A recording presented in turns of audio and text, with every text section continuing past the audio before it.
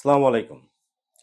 আমি doctor Mohammad Nazimuddin, haematologist বা রক্তরোগ বিশেষজ্ঞ হিসেবে বিশেষজ্ঞ সেবা দিচ্ছি এসআইবিএল ফাউন্ডেশন হসপিটাল, গ্রিন রোডে।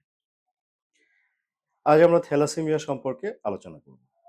থ্যালাসেমিয়া একটি বংশগতির মাধ্যমে প্রবাহিত একটা রোগ, মানে বাবা-মার মাধ্যমে সন্তানদের মাধ্যমে প্রবাহিত। বাবা বা মা দুইজনের কেউ যদি থ্যালাসেমিয়া রোগে আক্রান্ত হন বা দুইজনের কেউ যদি থ্যালাসেমিয়ার বাহক হন, সেক্ষেত্রে সন্তানদের থ্যালাসেমিয়া হওয়ার সম্ভাবনা থাকে। থ্যালাসেমিয়া মূলত দুই রকম।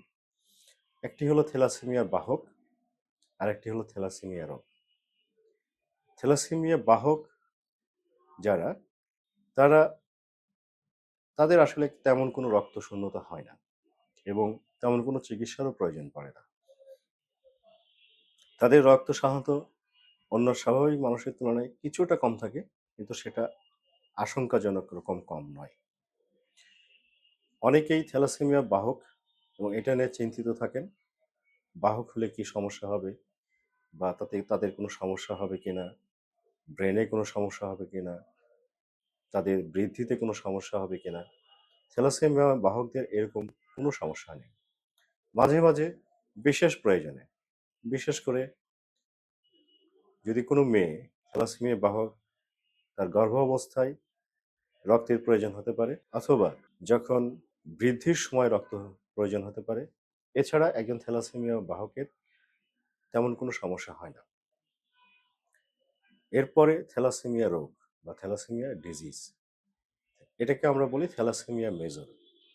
থ্যালাসেমিয়া মেজর মানে তার দুইটা জিনেই সমস্যা আছে।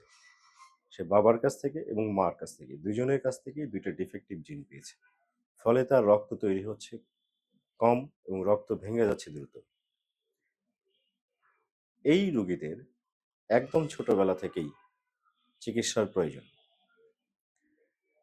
চিকিৎসার সবচেয়ে গুরুত্বপূর্ণ যে অংশ, সেটা হচ্ছে তার শরীরে নিয়মিত রক্ত দেওয়া এবং অতিরিক্ত রক্ত ভেঙে যাওয়ার কারণে শরীরে আয়রন ওভারলোড হয়।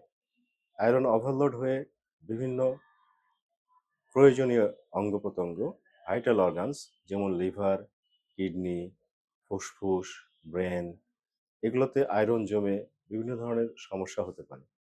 সেজন্য আয়রন চিলেটিং এজেন্ট নিয়মিত ব্যবহার করতে হবে।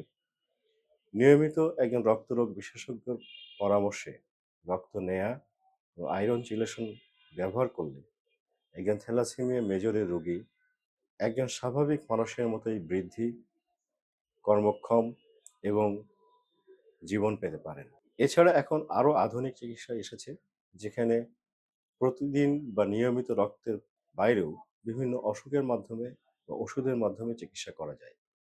থ্যালাসেমিয়াতে পুরোপুরি ভালো হওয়ার একটি অপশন হলো বোন ম্যারো ট্রান্সপ্লান্ট। আমাদের দেশে এখন বোন ম্যারো ট্রান্সপ্লান্ট হচ্ছে। সেক্ষেত্রে একদম ছোটবেলা থেকেই রক্ত দেওয়ার ব্যাপারে সাবধানতা অবলম্বন করতে হয়।